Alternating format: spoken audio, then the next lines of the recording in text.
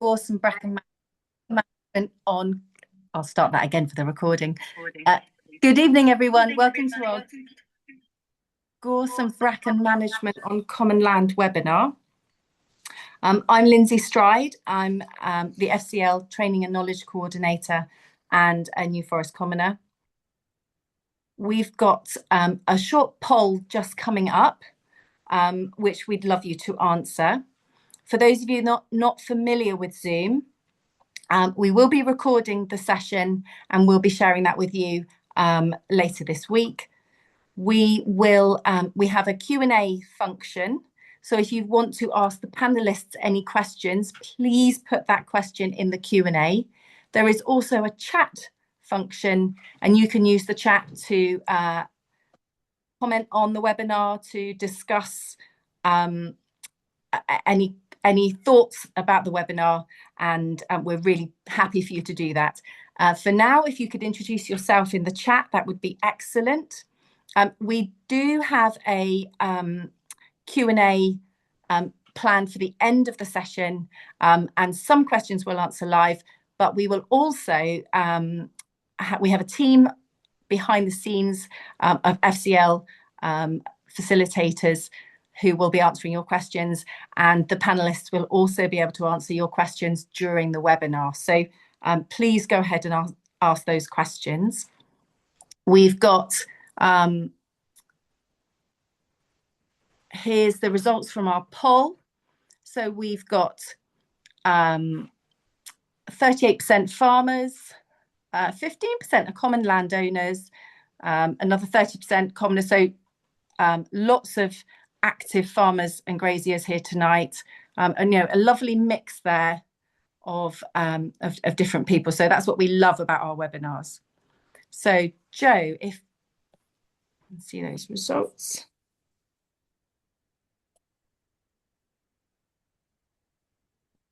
Okay, Joe, would you mind moving on to the agenda?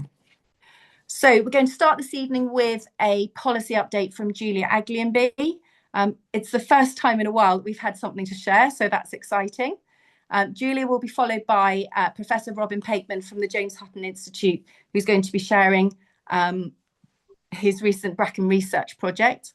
We then follow that with Tabitha Acton from the Soil Association, looking at non-chemical bracken management. That's followed by Tamsin Thomas, who is both an FCL facilitator and is currently working with the Dartmoor Land Use Management Group, and Miles Partridge Dartmoor Commoner, and they're going to be talking about Spitchwick Common bracken management.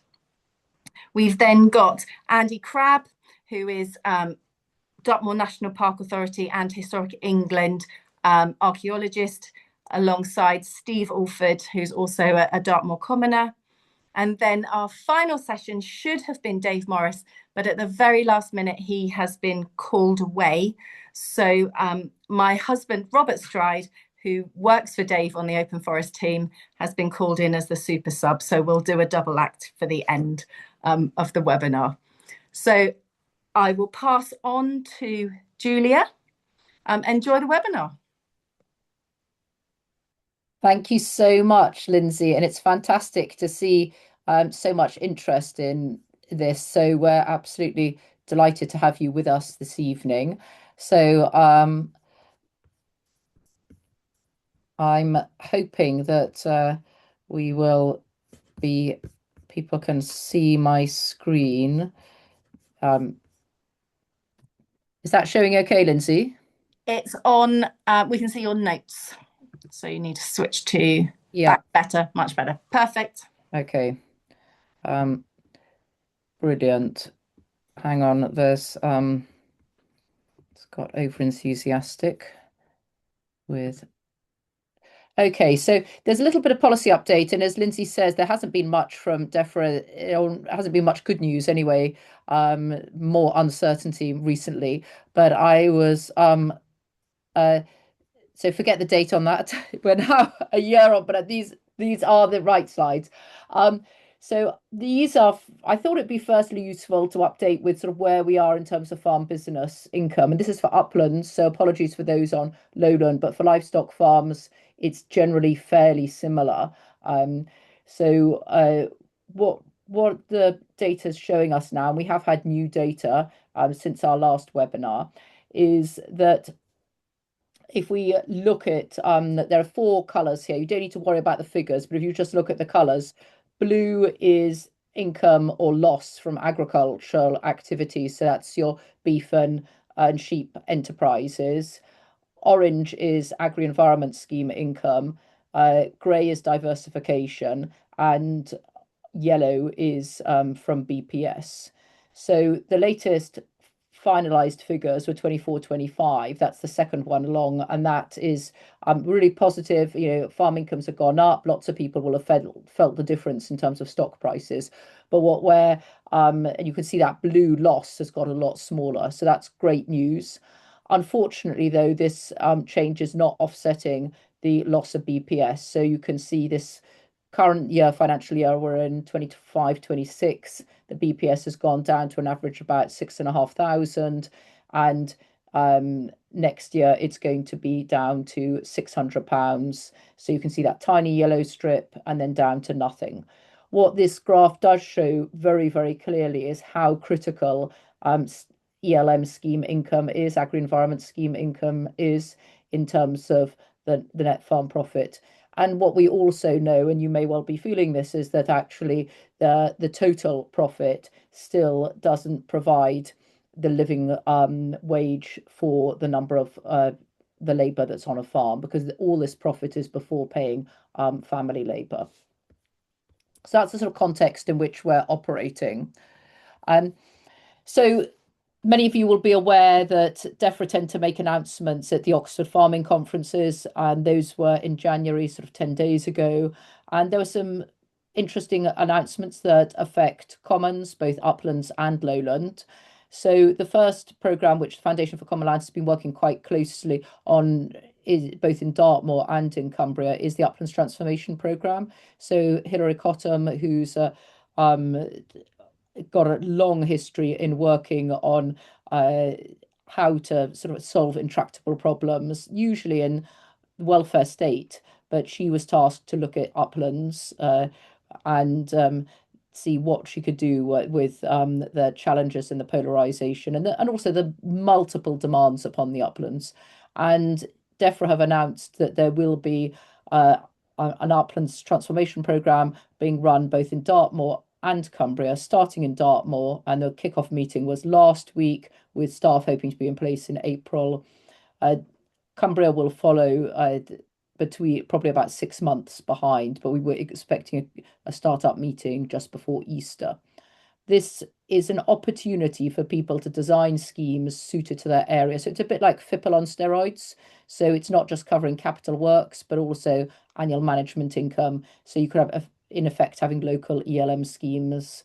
You may remember the ESA schemes that were more locally tailored, and the money could then be distributed by a local body. So you could think of it as FIPL on steroids. You could think of it as a mega landscape recovery, but it's much broader than just nature. It's looking across the outputs from upland areas. And if this works, maybe it can be used elsewhere. So we're quite involved in that project, which is great. Farmer Collaboration Fund. So this is a matter for advice, for £30 million for advice to support farmers collaborating. And then many people will be involved with clusters and activities which have helped farmer collaboration. The government have listened there, and there's £30 million available there. So do sort of dust off any projects you've been working on there. The Farming and Protected Landscapes programme, that has been extended for a further 3 years, and the budget for 2026-27 is £30 million.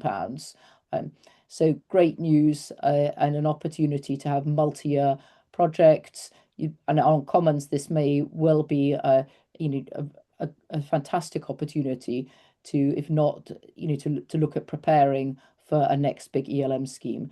And I'll talk a little bit about preparation in a moment. And then the other big news was the promise of SFI opening in June 2026 for small farms and those without agreements, and 2026 for larger farms. And what we do know is that there will be limited budgets available for this. There clearly is sort of ring fencing money. And so I think, again, if you were one of the people who didn't manage to get your scheme in before the closure on 12th of March last year, and I was certainly in that boat, then please get that ready so that you'll be able to apply. And in terms of ELM, what's the current state of play? Well, we're still awaiting details of what actions are going to be in SFI 2026. We do know that it will be simpler than the current SFI. So simpler means fewer options, but we don't know which options will be available or which actions. Probably we're not sure what they'll be called. But again, worth looking through SFI, worth measuring your hedges, your walls, looking at what's available. In terms of commons, there have been a lot of commons are currently in the More One option, and where at the Foundation for Common Land, we're delighted to be able to provide our SFI digital tool service. It's been used by over 200,000 hectares of moorland at the moment, both common and non-common land. But we know the commons have been dealt with offline and successfully, and we hope that will continue under SFI. And certainly the staff in the RPA are say that they can manage that, which would be great. Those are the people we're working with on the ground, but it's up to the DEFRA and the senior people in the RPA to make that decision. The new countryside stewardship higher tier, there's some fantastic options in here, but we do know access is very limited. It's really hard to get on the pipeline. So you do need to get prepared. I'll come back to that. Do talk to your Natural England officer. Don't expect anyone to come to you. You need to be proactive about getting an application. You almost have to have everything ready to then get on the pipeline. And then when you're on the pipeline, you get everything ready all over again. And then you're asked to apply and you fill in the forms all over again. So resilience is key in this process. And then finally, landscape recovery. There are quite a few commons that are involved in landscape recovery schemes at the moment. The Foundation for Common Lands has been supporting commons in the Resilient Glens and Mackin project, which is between Penrith and Keswick in Cumbria. And that submitted in the end of June 2025, and 6-7 months later, still haven't gone to project board yet. So still awaiting that assurance process. We expect it to be about a 15-month process between between the end of the development phase and actually getting an implementation agreement. So the landscape recovery team, we had Sam on our last webinar, really committed to making things happen, but staffing is limited. And we know there's going to be a big rush of landscape recovery applications going in terms of these are about 40 odd development phase projects ready to go in. The Rural Payment Service online remains closed for commons, so just be aware of that. I'm just looking at my health warning. I think I've had this health warning, ELM SFI is still in development and subject to change, on there for about 5 years. That health warning remains the case. So as we say, the ministers are reviewing the SFI. We do write regularly to ministers. We're hoping to have the Secretary of State or Angela Eagle coming out onto commons in the south west and also in the north. And we're working closely with the Tenant Farmers Association to make that happen. We also liaise with common land owners through the CLA as well. And so we're keen to engage with everybody to make sure we have a joined up approach to making sure ministers understand the importance of commons. There's an Uplands Task and Finish group in DEFRA. This is now meeting intermittently, and it's been a little bit silent recently. There have been some draft, we have the opportunity to feed into draft options, but we don't know what's coming out yet.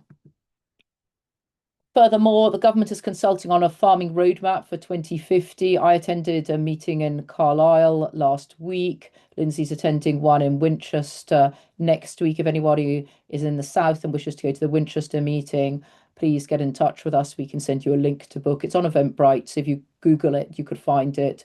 And they're looking at, by 2050, what would we like to see? And one of the key things that came out from our table around this was that consistency, stability, and multi-year agreements. At the moment, one of the downsides of the new CS higher tier agreements is that they have a break clause that the government can activate every 6 months. So although you may be awarded a 10-year agreement, the government can terminate that agreement with 6 months' notice. This is really in case of a change of government in 2029. If a new government doesn't feel that they're committed to this, there could be a change. We hope not. We hope there will be cross-party support, and that's one of the things that cross-party support is critical. And very much, I believe government are preparing us for, don't assume public money will be available forever, but let's make the most of what there is and use that effectively. It says you can see into what will the roadmap do. Farming will, must, and can evolve in response to changing markets, technologies, and environmental pressures, and how the government will support that transition. We do know that there's potentially a new super regulator coming on board, so making a more joined up regulation between Natural England and the Environment Agency and other bodies, so that with any help will make life easier. And I think, Lindsay, that's all from me. Thank you so much, Julia. It is good to have an update at last.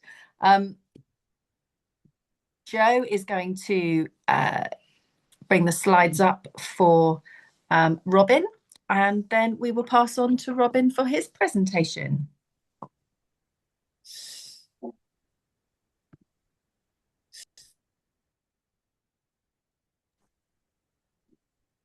Hi, everyone.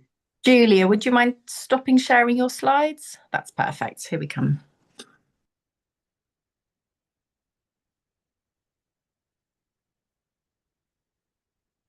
Okay, this is a piece of work we were doing this time last year for Natural England, Nature Scot, and the Welsh Government.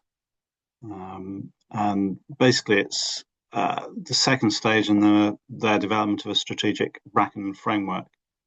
And we were tasked to basically go out and see what was going on, see what was the state of play with a whole, who was doing bracken research and what were people thinking about it. So next slide, please.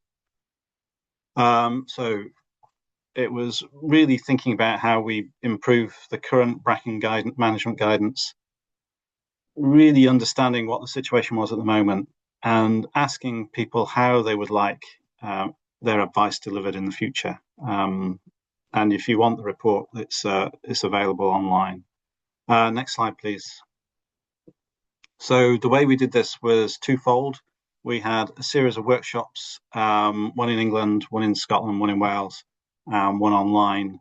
And we gave the stakeholders an opportunity to discuss current methods available. So that's post-Azure locks ban methods, to give views on what they thought the advice should look like in the future, how it should be delivered, and to think about what we don't know and how we might go about filling those knowledge gaps. And we also sent out a questionnaire and tried to get as many people as possible to sort of circulate the links to that. We're asking there about how people used to do bracken control and how they do it now, and where they got their information from. Next slide. A few points from the questionnaires. We saw lots of different habitats being subject to bracken control, with a surprising amount of woodland, and a whole range of different control methods. The top three, different reasons for control. So top three were biodiversity, habitat protection, and grazing. It's not surprising Azure locks was the main method before 2023. But cutting and livestock were the main methods being used by the respondents now. What was disappointing to me was that few respondents were doing anything about restoration after control or recording how well they were doing the control. So it was basically going out and doing it and not really thinking about what comes next. And and the reports were that Bracken Control Group or people's peers were the main source of information, so they weren't really tracking down official sources.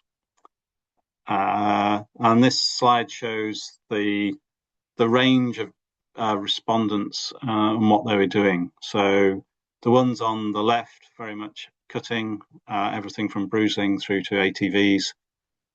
In the middle, livestock, and a whole range of different things towards the left. And weed wiping is one of the more popular ones, so people using glyphosate still in some places. Next slide. Key points from the workshops. Cutting and glyphosate were seen as reliable and effective methods. Rolling and crushing were viewed by the participants as less effective or slower. A view that trees were good for long-term control, but a lot of people were concerned about with getting onto sites. The beauty of Archaeologist was you could fly anywhere with a helicopter. So in the future, it may be possible to do control using robo-cutting methods and possibly drones, but that's a big open question at the moment. The participants did acknowledge we need to try after control to try and get other things in. To disturb the litter is the main way of aiding vegetation recovery. And then a lot of people were thinking about what are the likely climate change impacts, which brings back to my early career looking at the potential impacts of climate change on Bracken and its potential spread into uphill areas, particularly into the colder bits that have controlled it so far. And a lot of concern about ticks and tick-borne diseases. Next slide. Yeah, and the guidance. People are very keen to have information available, and that guidance was tailored for specific contexts. There's talk about having one platform for information sharing and improving advice services across the devolved nations. But overall, demonstration sites were seen as the best way of delivering advice, and there's a lot of options possible for delivering the advice otherwise. Some people liked it online, some people liked it in an app, some people like social media, some people like videos. So in the old days, you had 4 sides of A4 and it was all on there, but now there's lots of different options to do this kind of delivery mechanisms. Next slide. The information gaps we came up with in discussion was there's basically no information on extent and spread. There's little information on cost effectiveness of control, but Welsh Government are currently working on that. People have pretty much forgotten animal and human health issues. We still don't know very much about climate change impacts, and we have pretty limited information on how to fine-tune sort of using livestock or mechanical methods or trees to get control. So that research has, hardly been done over the last few years because we had Archaeologist in the toolbox. And there was talk about alternative herbicides, but there's nothing much on the horizon at the moment. And to try and convince the powers that be of the wider benefits of control. So thinking about the full ecological and economic pictures of control, rather than just saying we have a problem, to actually say what that problem is causing and what the benefits of control would be. Okay, and a whole set of next steps were suggested, including research, particularly on livestock and mechanical methods and trees. Next slide. Really looking at what the impact of Bracken is at the moment. So thinking about where it's spreading to, the carbon budgets that might be involved in invasion and control, and the wider impacts, particularly health impacts. Next slide. And, we have to move forward on producing better guidance and all sorts of ways of doing that. Okay, I think that's it. Next slide. Yeah, there are some reflections. So some things that we picked up that weren't kind of asked for, but were quite important. And so the lack of Archaeologist has left a real gap in management methods. We need to think about how to get information around the system, get it to people. Real lack of information on human animal health risks, and a feeling that encroachment was an issue because we've retreated from the hills. There's less management as stocking has been reduced. And there's really not enough public recognition or policy recognition of bracken as a problem. Okay, I think that's it. Thank you.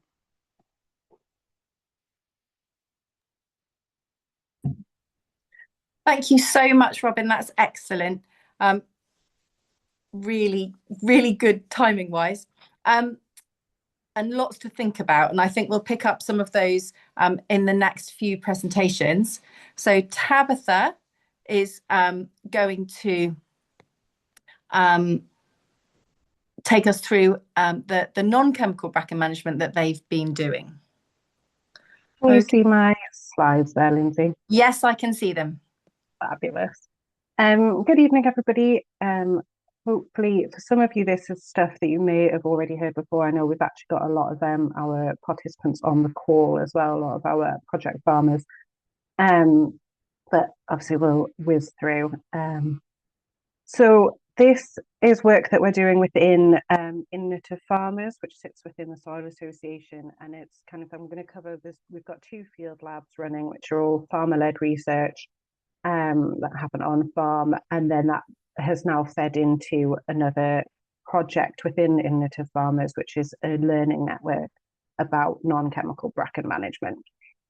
So in terms of the field labs that we've been doing, these are the aims that we've been that we're working towards, that we're trying to kind of get answers to.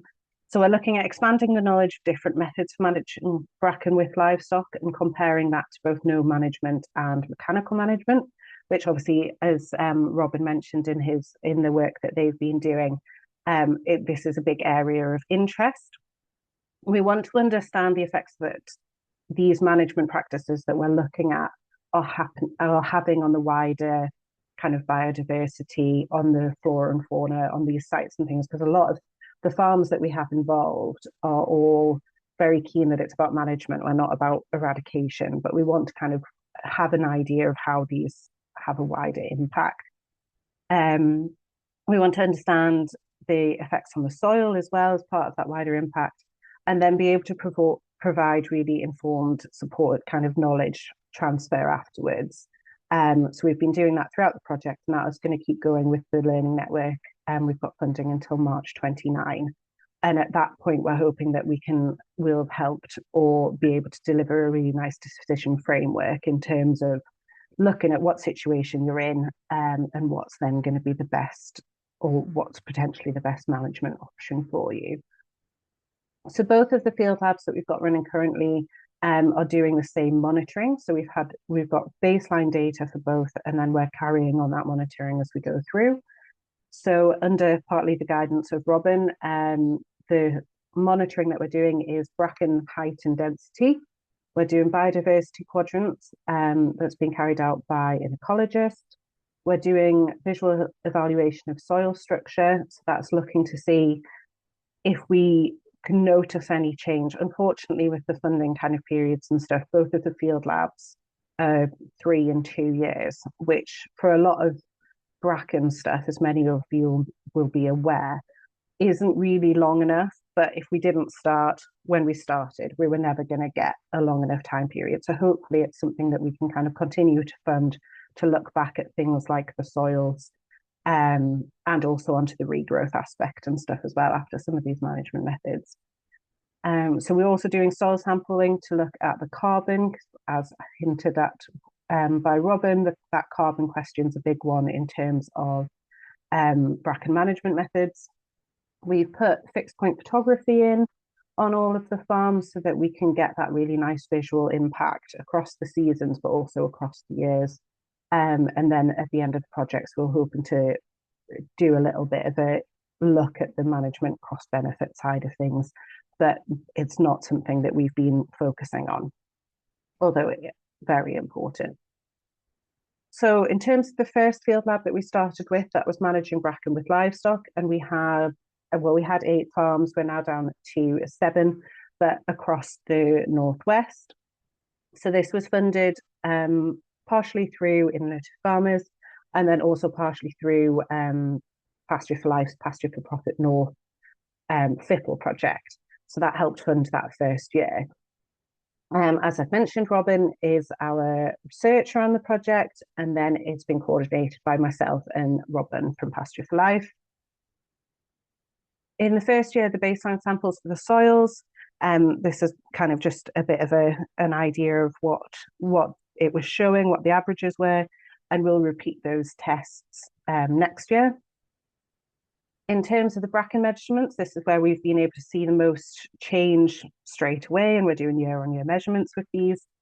So you can see there that I think the one I'll highlight on this slide is that the tallest bracken that we've had recorded over the 2 years so far is 2.2 metres. And I remember at the training, I was speaking to Robin about how long a tape measure we needed to provide the farmers with, so we provide everybody with the equipment. And basically I needed a bigger stick because I had not predicted that we would be looking at bracken over 2 metres. So it kind of gives you a real visual kind of idea of how dramatic it can have an effect on the landscape and stuff when it's that tall. The bits that I want to focus on, I've put into these tables as well, because I just think it's, I found it slightly easier to see it this way. So in terms of the density of the bracken, we looked at, we've got control sites and management sites on all of the farms. From year 1 to year 2, there was no change in the bracken density on the control sites, but we had a 34% reduction on the management sites in terms of the density.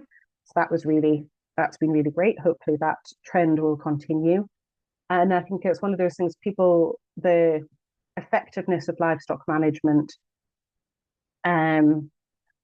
it's not as abrupt, or it's not as kind of the satisfying clearance that you maybe get when you've used a mechanical or a chemical method. But actually, if you're doing it as part of your winter management, then it works quite nicely. And the same for the height of the bracken. So there was a slight reduction in the height on the controls just for the year on year, which was just 3.2%. But actually, we still saw 41.7% reduction in terms of the management sites. So even minus that 3.2, that's still been quite a drastic reduction. In terms of the managements that we've been testing, we've got basically everything is, we've got ponies and pigs, and then the rest of the farms are cattle. And everything's being encouraged into the area. So it's either with bale grazing, we've got some water bowsers, we've got some salt licks, and maybe a bit of scatter feeding of concentrated feed to encourage the livestock into the area. So it's all about that trample aspect. Obviously, the pigs have a bit of a kind of rotivating aspect as well, exposing the rhizomes. So they're seen as quite effective. But in terms of the rest of the livestock methodology, it's basically about just encouraging the stock in there to trample, but making sure that they have ample feed, etc., everywhere else, so they're not encouraged to eat it. I have got a video here, if it'll work, from Julia, one of our trialists, who is using pigs, as you can see. So she's spread nuts into these sites to encourage the pigs in to go in root and round. So you can see there's still quite a lot of bracken there. This is when she's first encouraged them that space. And then this is a couple of months later, still putting a few bits of nuts down and stuff to encourage them in. But you can see that there is a dramatic reduction. I think it's maybe even weeks later rather than months, of the kind of cover of bracken there on that site. And everybody loves a pig video, so hopefully that is working for you, and it's not just a stuttery mess at your end. Yeah, no, it's working. So the second field lab that we're running is more mechanical. So this is based with a farmer up near Dundee. Dermot has built his own roller crimper, having looked at other kind of mechanics that people were using across in America and stuff for different clearance of crops or kind of ending of crops without using chemicals. So again, this is Innovative Farmers funded. Robin is also the researcher on this project because he is the researcher of choice for bracken, obviously the voice of reason, and I'm coordinating this one as well. This is an image of his kind of first iteration of his crimper. And you can see there on the stems on the other side of the picture, if you look closely, you might be able to see the lines where the kind of bar where it's crimped, and it's about damaging the vascular system of the stem, and that kind of then draws a lot from the rhizome, and over time that starts to really weaken the rhizome. But it needs that crimp to get to damage the vascular system, as I understand it. Again, we've got a little video of his. So he's got this on a, this isn't working as well, I can see that straight away. He's got this mounted on a crawler tractor so he could access more of the ground. He's got a bit of a bar on the front to push everything down, and then the crimper coming at the back, and it's weighted. The next step that he's hoping to do with this is, instead of having that 3 meter width, or in a solid bar, is have 3 1 meter kind of floating ones, so that they deal with the rough ground a little bit better. So Dermot's very keen. If anybody wants to fund him developing that next stage, then he would be delighted. But that's been working really well. So he's doing those same monitoring that I mentioned at the beginning, but with that mechanical method. So the last little bit is that, as I mentioned, we have a learning network that's going to be running for the next few years. That will include a bit more research, which is looking at this point based on this survey. This QR code will take you to, if you want to sign up to the network, if you want to do the survey, please do. You can skip all the questions if you don't want to answer the survey, but you want to sign up. The next stage is we're probably going to be still focusing on the livestock side of things, but looking particularly around stocking density is often the question we get, like what actual stocking density we need to start seeing an impact and stuff. And there's also a question around how much we're adding other nutrients to a site. So if we're feeding, if we're bale grazing and stuff, what are we adding? And then what impact is that having on the bracken or the other biodiversity and stuff as well? So there's lots of questions still to answer, lots of work still to do, but please do join in with it if you would like to. We have a webinar on the 18th of February, which is all about the livestock health implications, because a few of you, it'll start ringing bells immediately when I say managing bracken with livestock. So we've got APHA's veterinary toxicologist, the head of their team, to talk through some of those animal health considerations when using livestock for management. So please do sign up for that. I'll pop a link in the chat. And that is it for me. So I will stop sharing and hand back over to you, Lindsay, for the next one. Thank you so much. That was really interesting and really good to see farmer innovation. I'm sure that's particularly for all the farmers and commoners watching it. It will perhaps stimulate some ideas and thoughts of their own projects. So really, really good. And I'm sure lots of us will be signing up to that webinar. I'm going to pass on now to Tamsin and Miles, who will be talking about their work in Dartmoor. Thanks very much, Lindsay. Great to have so many of you on the call tonight, and thanks, Tabitha. Tabitha, we've had quite a few conversations with Tabitha already, just to discuss what she's been doing and being inspired on that and what to do now on Dartmoor. So for those of you that don't know, I'm Tamsin Thomas. I work for Foundation for Common Land, but I also work for, I've also been supporting the Dartmoor Land Use Management Group. So just to give you just a brief overview of what the group does, I'll start there. We're an independent advisory group established following a government review in 2023. Our purpose is to ensure the appropriate future management of Dartmoor's protected landscape through the creation of a multifunctional land use framework to improve outcomes for people and nature.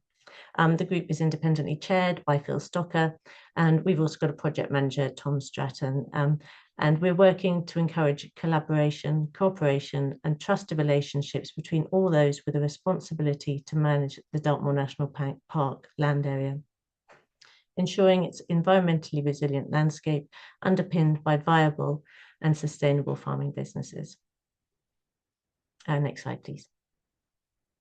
Okay, so what's the plan? The plan we're working to is Dartmoor's existing partnership plan, which is currently being updated, which is perfect timing really. So both projects will be twin tracked. Well, the reason we're doing this obviously is to ensure that Dartmoor is managed for the benefit of climate, nature, and all of those wonderful public goods that our commons provide. And who are we working with? Well, we're working with the rural community here on Dartmoor, all the farmers and commoners. Their activity will be at the heart of achieving the majority of the Dartmoor Land Use Management Group objectives.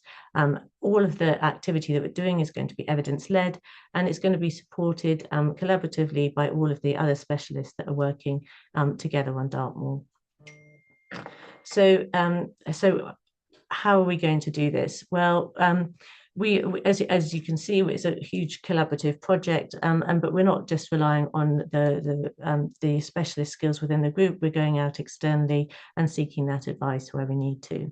The main output for us is to create this land use framework, and that is going to be supported by a data library. And so many of you will ask, well, what is a land use framework? And I think as much as it's been talked about a lot, nobody has really worked out exactly what it is. But here on Dartmoor, we're seeing it more as a really good decision-making tool for land managers. So it's going to lay out all of the opportunities that you can do with a piece of land, and then it's going to set clear priorities for nature, heritage, and climate resilience. So alongside this, we need to know how we're going to deliver all of these good things and these good intentions. And so that's where the trials come in, and I'm delighted that we're just about to kickstart some really good land management trials. And we're going to do this in three ways, really. We're going to start with looking at the past management. There's been so much work that's been done across Dartmoor that we can learn from. And so we're going to start there by gathering all of that information and producing a series of case studies. We're then going to look at intervention trials, and these are really largely going to be looking at all of that dominant vegetation, so Molinia, gorse, and bracken, and just how we can start to get control of that vegetation. And then finally, we're doing system-based trials. So these are more integrated landscape scale projects. And the primary aim of these is really just to work out new ways of how we can improve stock distribution across those commons to deliver all of those public goods. And so I'm really pleased today that we have got Miles Partridge here from Spitchwick Commons Association.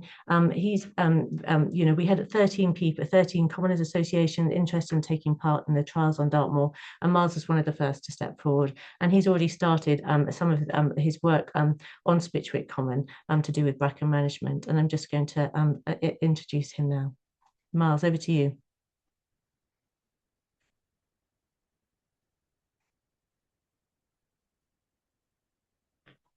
Oh, so I'm hoping Miles is still with us. Are you there, Miles?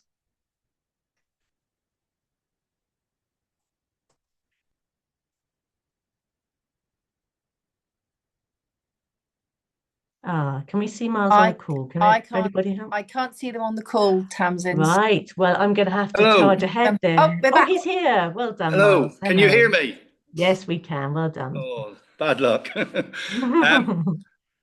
you hear me well enough? It's very mute this end.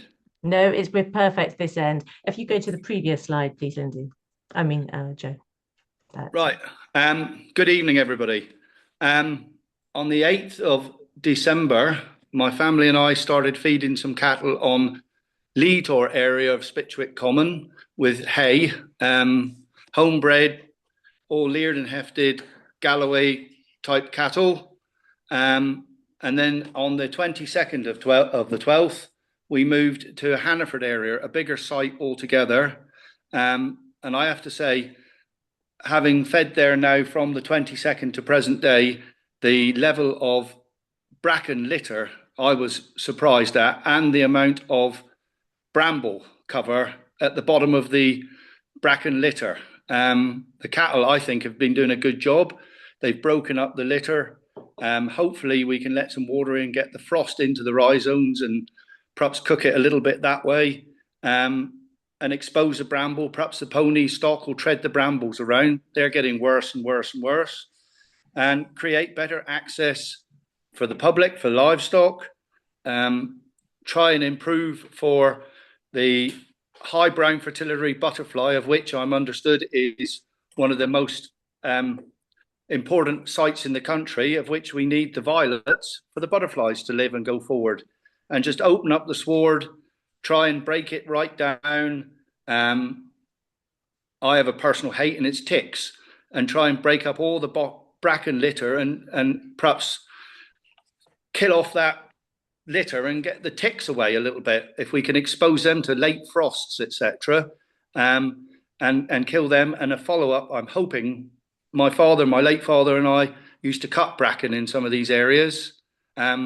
So some of the areas we can travel with mechanical means and do some field trials following on with, I'm wondering, a topper on very low revs, and instead of cutting the bracken, sort of bruise it as per Tabitha's roller, and try and improve it that way around, and perhaps some trials with rolling with a serrated roller as well, and see how we get on. I mean, we met with Natural England back in March 25, and very, very good.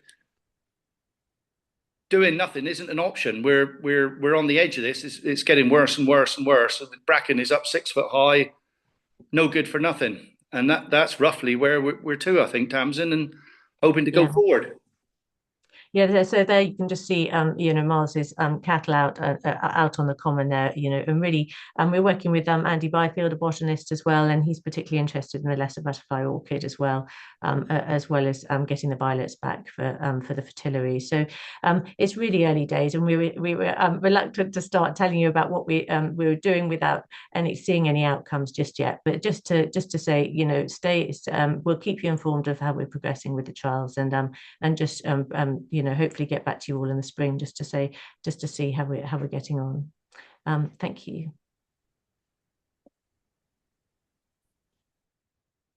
Okay. Thank you so much to Tamsin and to Miles for that. Tamsin, did you want to say anything more about the? No, all done. No need to move you on to Andy Crabb, who we're also working with, who's the archaeologist from Dartmoor National Park Authority and works for Heritage England as well. Fantastic. So over to you, Andy and Steve. Thank you very much. I hope everyone can hear me okay. Yeah, all good. Great. So myself and Steve Alford, one of the Forestry Common graziers, are going to talk about how we've tried to deal with the problem of bracken on a really fantastic and designated archaeological landscape. Forestry Common is on the northwest side of Dartmoor. It covers about 400 hectares of land. And as I mentioned, it's actively grazed.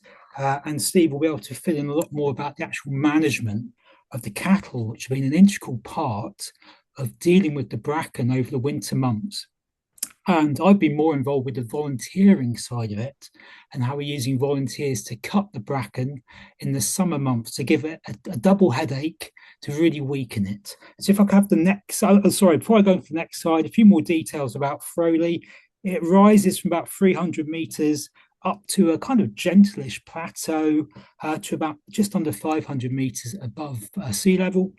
It's got areas of gorse and bracken and increasing areas of Molinia grass as well. From a management point of view, it's bordered by 3 other commons, open borders, no real physical impenetrable boundaries to livestock anyway. And those commons are the Dartmoor Forest, South Taunton and Gidley as well. So if I could have the next slide, please. Great, thank you. On the left, if you can see it, we've got the English Heritage Survey from the 1990s of the archaeology. And we've got about 50 hectares, 50 hectares of really well-preserved Bronze Age landscape on Forestry Common. And you can see those green lines if you look carefully. And those linears and circles are the fields and hut circles of our Bronze Age ancestors dating back about 3,500 years ago. They didn't just leave it alone. You can also see the medieval impact on that landscape as well by those squiggly red lines, which are hollowways. And that blue line, which kind of bisects the image, the survey plan through the centre, is a 16th century leat. Okay, and we've been looking at ways to use the infrastructure of the archaeology, for want of a better word, to help inform the management. And Frey is scheduled ancient monument, as I said, so legally protected by law. So all those agri-environment schemes have a responsibility to improve the condition and get them off Historic England's at-risk register. That risk register is a KPI, an indicator of success, a statutory indicator of success. On the right-hand side, you can kind of see the kind of situation we had in 2019. That gentleman is an ex-Dartmoor Ranger, and we had a day struggling through the almost head-high bracken to try and find some of our hut circles, and eventually we did. He is standing at the door jamb of quite a large upstanding hut circle, and we've got about 26 of these on the common. But the image below is what the situation was like over much of this archaeological landscape. Shoulder-high bracken, impenetrable for animals in the summer and for visitors as well. We're in a national park. Dartmoor's famous for its archaeology, and people want to come and see it. Okay, if we could have the next slide, please. Great, so we came up with a plan. Forestry Common is also part of the North Dartmoor SSSI. So being on an agreement, we had to get Natural England's engagement in this as well. And our plan came up with the graziers, Steve and his dad and myself, trying to think of how to challenge this bracken.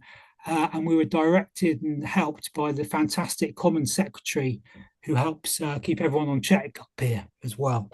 And our kind of approach was overwintering of cattle and feeding of cattle over the winter months, and volunteers, local volunteers, cutting and strimming the bracken in the summer months. And the image on the left-hand side of the screen kind of shows our initial approach, and it's evolved a lot since then. History of overwintering of cattle on Dartmoor, they can raise questions for some people, but those were different times.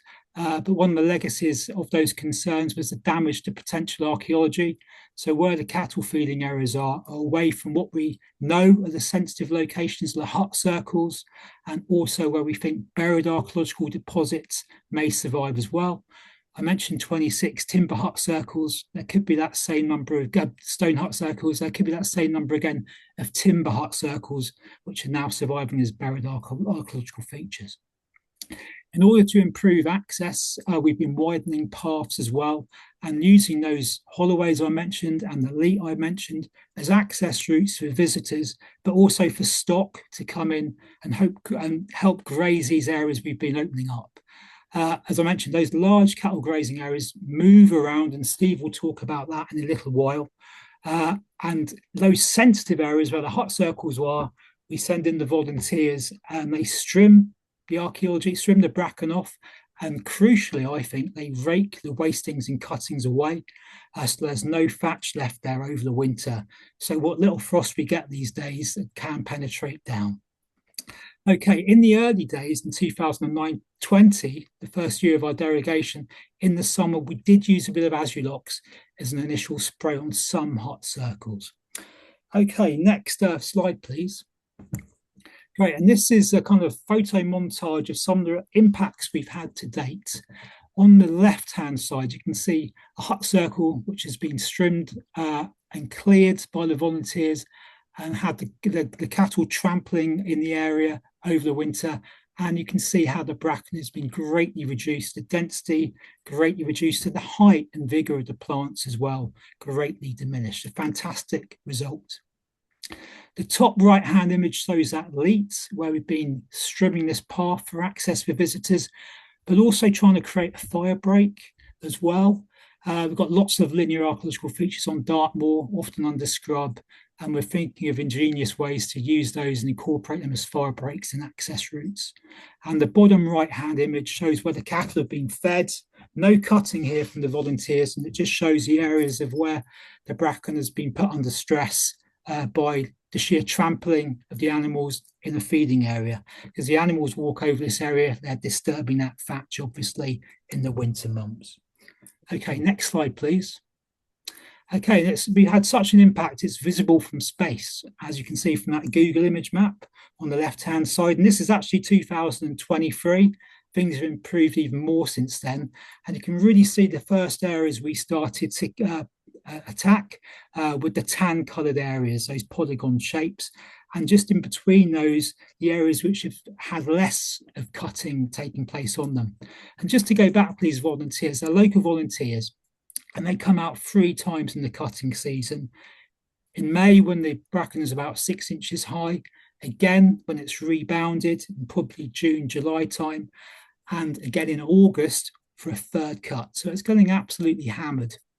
And around in the area, you can just make out the lighter green areas where most of the cattle feeding has taken place. But these areas have opened up more and extended more in the subsequent 4 years we've been doing this. So you can see the outcomes there on the right-hand side. And Steve, I guess, will talk more about the actual management of the cattle. But one of the benefits his dad told me about, which I find really interesting, is the healthier condition of the cattle and the better prices they're fetching for being out over winter. You can also see the well-being benefits it's bringing to the volunteers. You've had 192 volunteer days, and the amount of money of in-kind value that has generated, you can see clearly at least £17,000, and all that social camaraderie, just being out and doing activities out on the landscape. And it's built a bond between the local farmers here, the graziers, and their local volunteers. And they both want to support each other, and they help each other out on other tasks on Dartmoor as well, and on other neighbouring commons.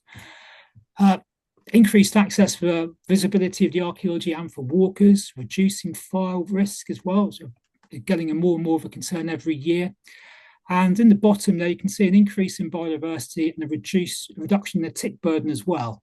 And I've put that in italics because unfortunately, as we were doing this under a winter derogation from Natural England, a derogation, sorry, to get this cattle feeding supplement, we didn't have any funding to do any survey metrics. So we don't have that data, which has been touched on in the other presentations.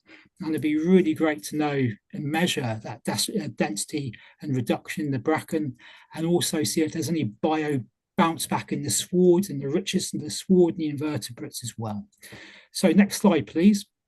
So yeah, it's been a really good collaboration project between the volunteer group and the local farming community. And I hope we can be a good case study for a kind of pragmatic response to the bracken, and we can serve as a kind of way forward for other commons elsewhere.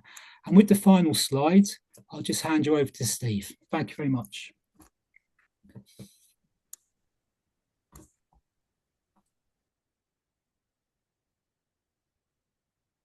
We got Steve. Hello. Yeah. Hello. Hello. Can you hear me? Yes, we can hear you. So, good evening. Yeah, I live here on Elven Farm on Throwley Common, and we graze 4 commons on the moor. So we graze South Taunton, Throwley, Gidley, and the Forest.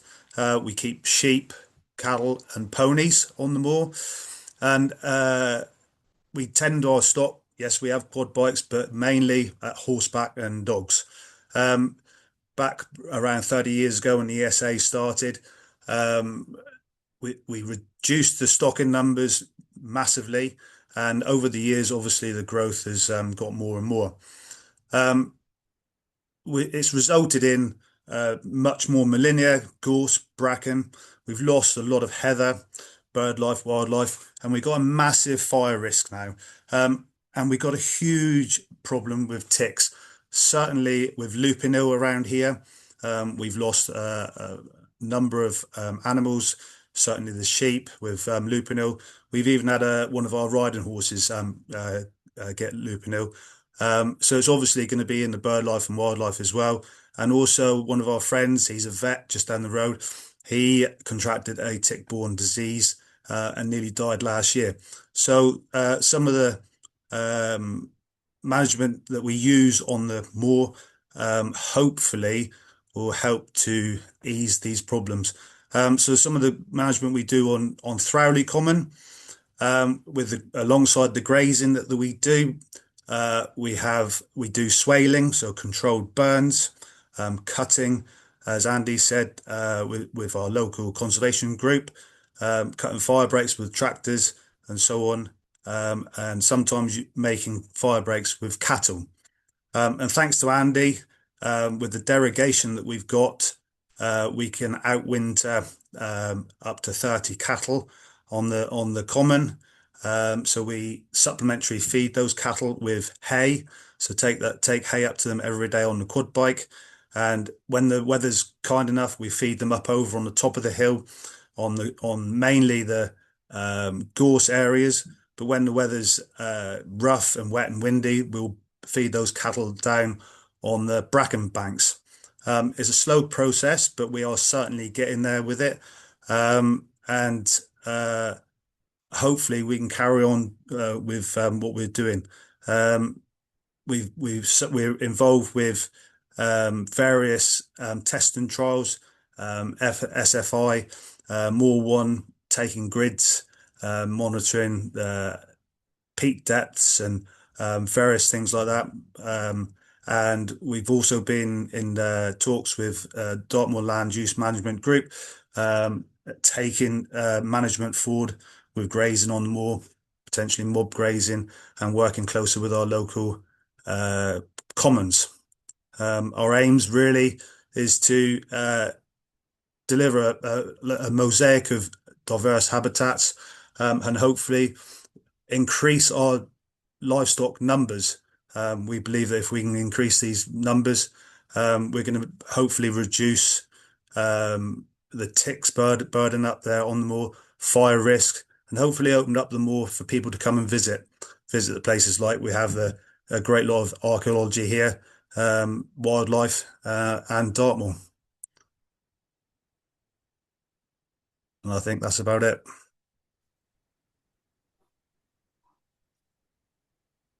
Great, thank you. Fantastic. Much. Oh, thank you so much. It's so good to hear both the research side and the practical side. So if Joe, we can move on to the next slide. So as I said, Dave Morris would have been here. He's the open forest manager for Forestry England. And so we're sort of super subs. A little bit behind the background of the New Forest. So New Forest is approximately 22,000 hectares, a real mosaic of habitats. So from woodland to heathland, valley mires, the list goes on and on. So the way that the forest is managed is under the New Forest Act. And you can see here that the Forestry England is obliged, so then it was Forestry Commission, to maintain the open forest, ensuring that grazing is kept free of coarse herbage, scrub and self-sown trees. And the Minister's mandate again reiterates that, saying that the open forest will continue to be managed actively for the benefit of grazing. And what they're looking for is a wide diversity of age, structure and distribution of vegetation. And that's what they've managed to do here in the forest very, very well. The New Forest is an SAC, and all of the actions and the management that's carried out in the forest uses that SAC plan as its sort of basis. So if we move on to the next slide. So you can see here, this is sort of the toolbox for bracken management in the New Forest. So historically, spraying was used, forage harvesting, mowing and baling, and we'll talk a little bit more about that moving on. So Robert, over to you. So, hi, Robert Stride. So I work on the open forest team. Dave Morris is my boss. We work as a team of 5, managing the open habitats of the forest, so the heathland and the open woodlands that are pasture woodland. The machinery on the slide, there is a larger forager that is used by a contractor in the forest. So we employ contractors, and we've also got our own, the smaller forage harvester at the bottom right hand of the slide is our forager that we use to harvest the bracken in the autumn months. The bracken is harvested sort of from September time onwards into October. 65.5 hectares are done. Is it worth talking a little bit about how those sites are chosen? So traditionally they've been picked out, that the more level sites are picked out, obviously because of the cost of the machinery. So the sites that are easily mechanically managed, Dave goes out and surveys to work out whether the machinery can work the land. These sites are managed on a rotation throughout the years. So if we move on to the next slide. So the bracken is all foraged and mulched up and stacked in heaps. It's then left for the winter months, and then in the summer months, the bracken is then transported to hard standing areas, and FE then market that bracken as a mulch, which we've got a ready market for. Next slide. This is our machinery. So our personal machinery. Yes, our personal machinery. So we're also New Forest Commoners, and we bale the bracken for bedding. So it's sort of a dual role. So every year we pick some sites that we can manage with our agricultural machinery. So we go out with just a normal agricultural disc mower, and we'll cut it as you would a grassy field. Obviously it's rougher than agricultural land, so it's a slower process, but generally we let the bracken go off. So it's generally sort of at the early part of October when the bracken's dying back, and we mow it just like you would a grass crop.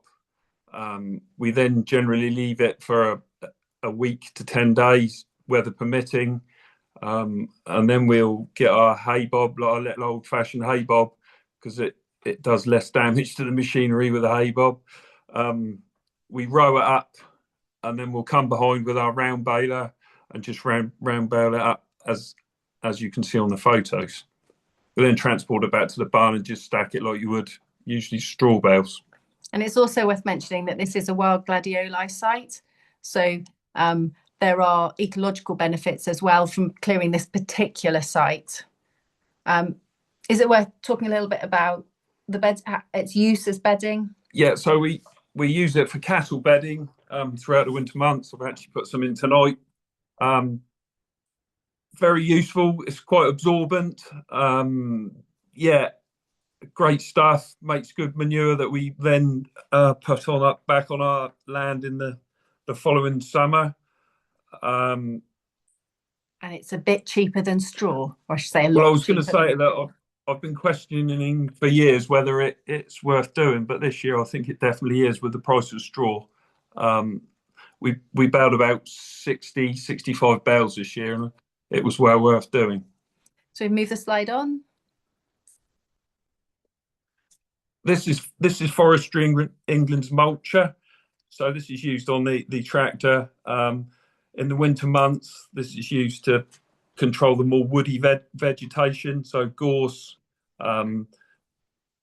seedling birch, Scots pine, all the stuff. I mean, we've got masses and masses of gorse which we cultivate in the forest. Actually, we've got lovely stands of gorse, and this machine is used to control the gorse. And how do you choose the sites that are going to be burnt? What structure is there? Well, Dave would tell you. Dave is the facilitator, really. We've got an open forest advisory committee which goes around every summer and picks out all the sites that need to be managed the following winter, autumn and winter months. So our committee comprises of commoners, Forestry England, ecologists, Natural England, and we go out and pick out bits that need treatment. That's either overgrown, or we want to regenerate it for grazing or for biodiversity. And that's a system that's been going on for decades. Yeah. So it's a really established system, and it really works well. So if we move on, so the final slide. my favourite job. So we talked about, there's people have been mentioning burning earlier. Tell us about burning, the different types. So bracken. So in the forest, this is all part of the open forest management. We have got a burning program. The stuff that can't be burnt controlled mechanically, we need to burn, because there's a lot of ground, as there is with most commons, that's uneven and can only be managed with fire. So we generally burn in the late winter months and into the early spring. We burn big gorse areas to regenerate it. We also burn the bracken and large blocks of heather and Molinia.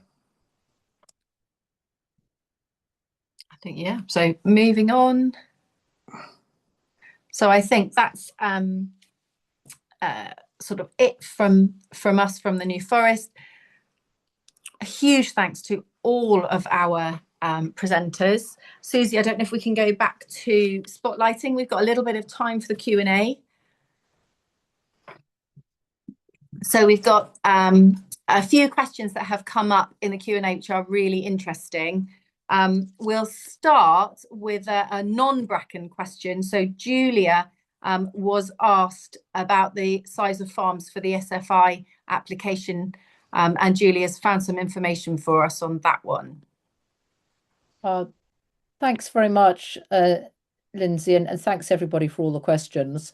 I was it was really about the windows. So both the size, although 50 hectares has been mentioned, they've really been saying sort of maybe 50 hectares. I know Wales is using a figure of 70 hectares for one of their sort of small farm definitions now onto their new sustainable farming scheme. But there was additional question around the windows. So the information we've got at the moment from DEFRA is that the first window is both those with small farms and those without existing ELM agreement. So it's not just where you haven't got an SFI agreement, but if you have a HLS agreement or a CS agreement already, then you wouldn't necessarily qualify unless you are a small farm. So small farms will be able to go in June, whether or not they have an existing ELM agreement. But otherwise, you're waiting until September. But in September, it's all farmers, including those with existing schemes. So June is small farms, yet to be defined, and large farms without any agreement. And September is everyone, if that makes sense. Okay, thanks, Julia. So there's some really good questions in the chat. There's one for Robert, a bracken bedding question. Is this used as a sub base, or does it have sufficient absorption without cereal straw to keep livestock dry? We do mix it up a bit. I mean, we do buy some straw as well. So we would use a sub base, but predominantly we would use bracken. And it is absorbent enough. Yeah, you probably would use a bit more, but yeah, it seems to keep the cattle dry.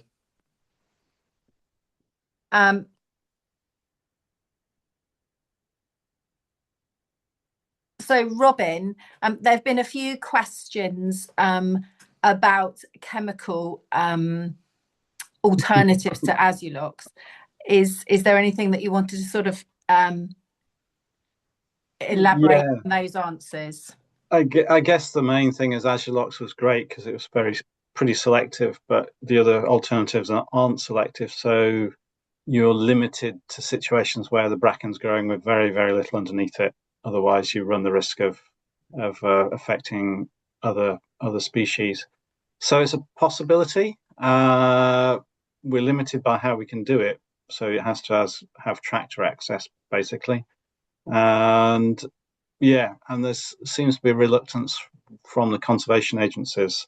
So I'm not sure it will be funded under Agri-Environment in the future. It's, there's still lots of debates going on, and there's people pushing for drone-based application, but it's an uncertain landscape at the moment. But at the moment, glyphosate from tractors is a good option for dense bracken.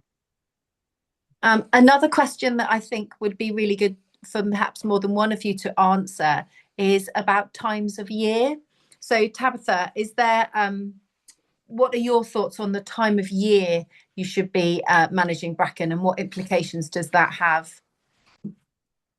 So we've got, in terms of what we're trialing and stuff, we've got a bit of a variety based on when people are wanting to manage with their livestock and stuff. When kind of in terms of the mechanical, it is very based on avoiding those kind of ground nesting bird times of things as well. So trying to hit the good bracken growth to kind of get fronds but avoid ground nesting bird time is an issue.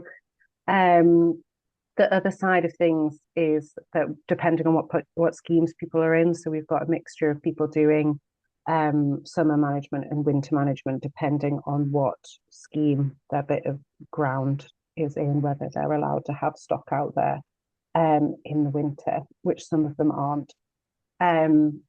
In terms of particularly with livestock, the risk is higher in the kind of spring, summer when they're kind of those green fronds, because it's there's more risk there in terms of them eating it. Whereas once it goes kind of brown and horrible, they're not going to be eating it in the same. They're not as tempted. It's always just an odd animal. We very rarely see lots of cases. There was a batch, I think, in the New Forest in 2024, but otherwise there's not been kind of big batches, so it tends just to be the odd animal that eats it. But avoiding summer management, although seen as slightly more effective, it does have a slightly higher risk there and stuff.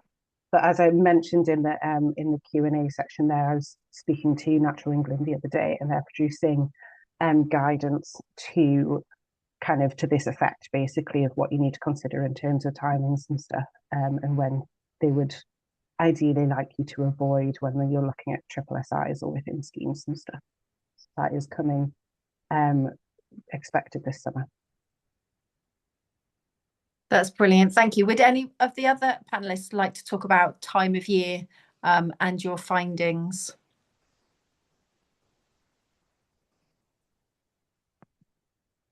I don't know if Robin wanted to talk about time of year. Sorry, I was typing away. It's an interesting one that if you're trying to affect the fronds directly, you've got to do it in summer. If you're trying to get rid of the litter, then it's probably easiest when the fronds aren't there to allow better access. And that's particularly good if you're using animals, or, you find those dry days in the spring before the bracken comes up and you can burn litter off. So yeah, it's just trying to fit your control into the life cycle of the plant and all the other things that might be in the vicinity. So some questions about ground nesting birds. So yeah, they can put a spoke in your wheels. So it's it's kind of site specific what you can do, and depends on what you've got available for the control. That's excellent. I think there have been some really good comments both in the chat, in the Q&A, about the health implications associated with bracken. And I have here an email from Professor Roy Brown, who's just asked me to raise awareness of some work he's going to be doing. So I'll read his note. So they're doing some initial multi-institutional work, and it will continue for the next 4 years, to identify and quantify the toxic elements of bracken in the vegetation itself, in the soil, in the water, and in the air at different stages in the annual growth cycle, and then the effects that will have on human and animal health, and again, what the threats and risks are. So we know that bracken, we personally have lost ponies to bracken poisoning. So it's a really important and big area of attention. We've had nearly 300 people signed up for this webinar today. Tabitha, they've been having some super numbers turning up to their webinars. So we will definitely be repeating a Bracken webinar later in the year so that we can update you on both the projects that are happening in Dartmoor, but the other sort of research projects that are happening on Commons. And I would suggest that this is an ongoing subject, and certainly the what we've heard today is that there's a lot happening, but we're in quite the early stages of a lot of this work, and there's a lot to learn from these projects. Are there any of the panelists, would you like to make any final comments?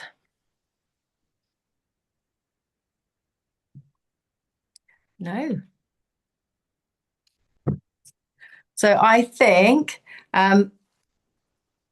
that we finished a little bit early, which is unbelievable. I've kept everyone to time really, really well. Sorry, Lindsay, I've got one. Oh, excellent. Go for it, Andy. I Yes. just say, archaeology's got another role to play. It often opens up conversations. Because most people seem to like archaeology, and on Dartmoor, which can be very contentious, archaeology is a good way to start the conversation and debate in the first place. I think that's a really good point. And, we often say at FCL, just 3% of England is common land, and yet 11% of scheduled monuments are found on commons. So it's a really, really important subject, and it's one of the greatest values of common land. So it's a brilliant way to bring in both the vegetation management and that archaeology. And we look forward to seeing how those projects progress as well. Robin, you've got a hand up. Yeah, just reflecting on one of the final points I made about the fact that Bracken's not seen as important, particularly by policymakers, by government, is if you get a chance to bend the ear of your local MP or other representative, then that might change. It might push it up the agenda. I think it's just been sidelined as a problem we'd solved with Agilox, and it's been forgotten about in DEFRA. So if you want to bend somebody's ears, that might be the way forward. Julia, would it be possible just to talk a little bit about the work that FCL has been doing with the Derwent commoners with the FCL Bracken robot Bracken cutter?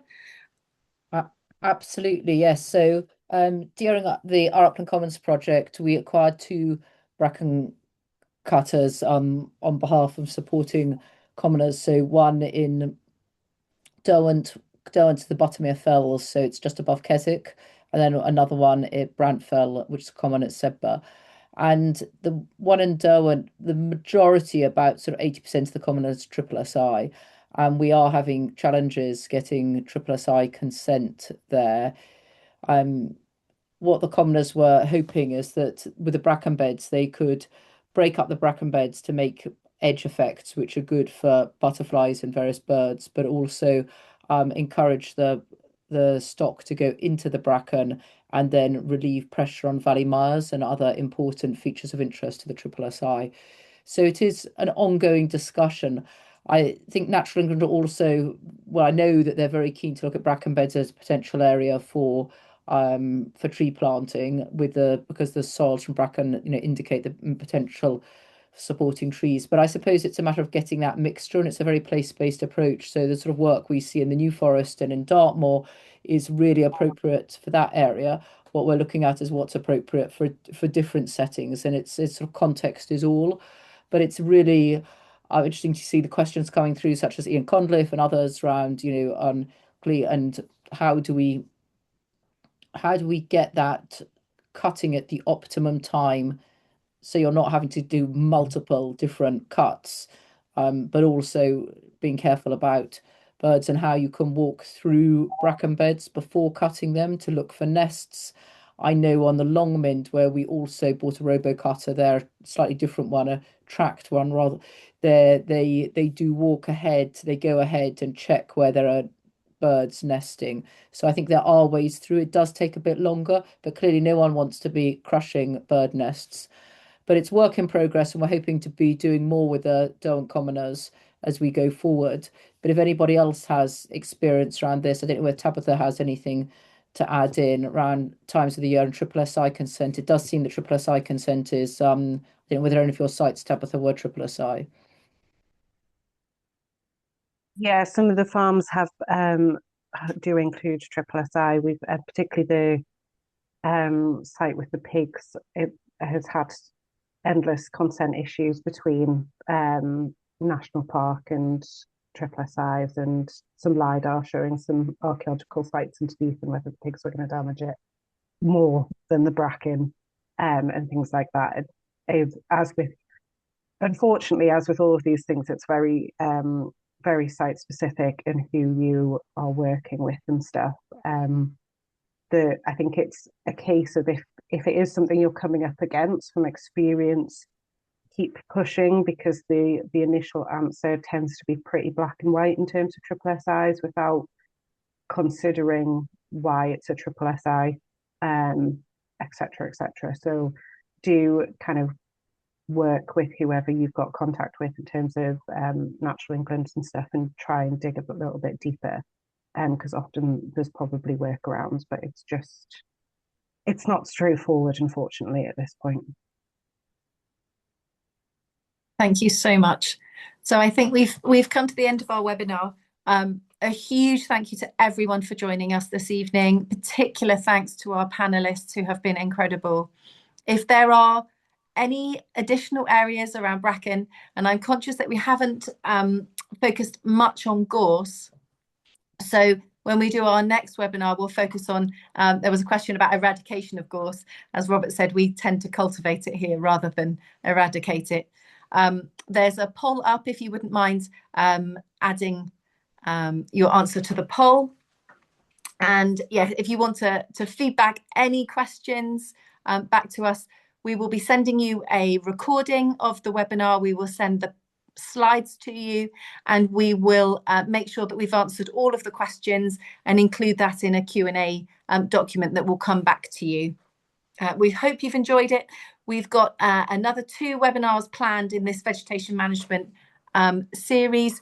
Our next webinar, which we'll send an email out to you so long as you're signed up onto our newsletter, is on using data for vegetation management. So how can we use new technology to help us with managing vegetation, so digital tools. And then our final webinar in March will be looking at millennia, another hot topic on common land. And if you've got any other ideas for webinars that you'd like going forward, do get in touch. On the final slide, you'll see my email address. So send me an email and let me know.